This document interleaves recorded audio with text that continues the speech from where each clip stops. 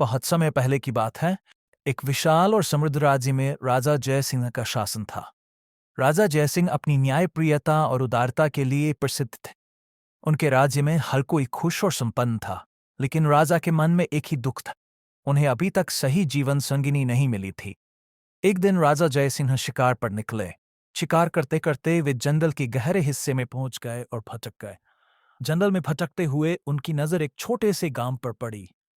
वहां उन्होंने देखा कि एक सुंदर कन्या, जिसका नाम मृदुला था, तालाब के किनारे बैठी हुई है। उसकी सादगी और सौंदर्यता ने राजा का मन मोह लिया।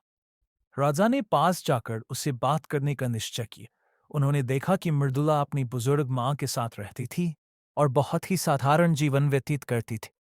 मृदुला का पिता कुछ समय पहले ही स्वर्ग सिधार गए थे और परिवार की आर्थिक स्थिति बहुत खराब थी।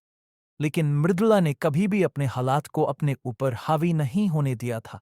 वह अपनी मां की सेवा करती थी और गांव के लोगों की मदद करती थी। राजा जैसे ही ने मृदुला से बात की और उसकी बुद्धिमानी और दयालुता से प्रभावित हुए। उन्होंने गांव में कुछ दिन बिताने का निर्णय लिया ताकि वे मृदुला और उसके परिवार को बेहतर तरीके से जान सके। धीरे धीरे राजा जयसिंह और मृदुला के बीच मित्रता गहरी होने लगी। एक दिन राजा ने मृदुला से पूछा, तुम्हारी सबसे बड़ी इच्छा क्या है? मृदुला ने मुस्कुराते हुए कहा, मैं चाहती हूं कि मेरी मां हमेशा स्वस्थ और खुश रहे और मैं अपने गांव के लोगों की मदद कर सकूं। मृदुला की सरलता और निस्वार्थता ने राजा का दिल जीत लिया। कुछ दिनों बाद राजा जयसिन्हा ने मृदुला से कहा, मैं वास्तव में तुम्हारी ईमानदारी और सरलता से प्रभावित हूं। मैं तुम्हें अपने महल में ले जाना चाहता हूं और तुमसे विवाह करना चाहता। मृदुला चकित हो गई और बोली, लेकिन मैं एक साधारण गांव की लड़की हूं। मैं एक राजा की रानी कैसे बन सकती हूं? राजा जयसिंह ने उसे समझाया, एक सच्ची रानी वह होती है जो अपने दिल में सच्चा प्रेम और निष्ठा रखती। तुम्हें वह सब कुछ है जो एक रानी में होना चाहिए। मृदुला ने अपनी मां से परामर्श किया और उनकी मां ने कहा, यह तुम्हारी जिंदगी का सबसे बड़ा मौका है और मैं चाहती हूं कि तुम इसे अपनाओ।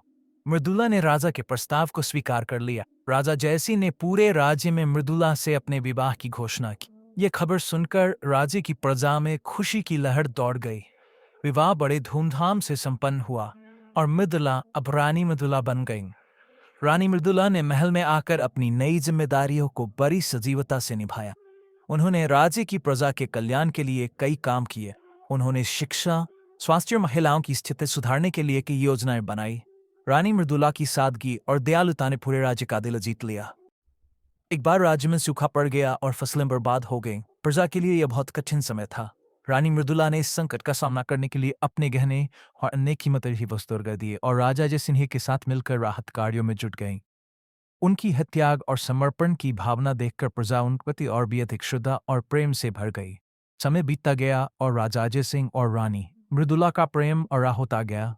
उन्होंने अपने राज्य को समृद्ध और खुशहाल बनाने के लिए दिन रात मेहनत की। उनकी प्रेम कहानी पूरे राज्य में प्रसिद्ध हो गई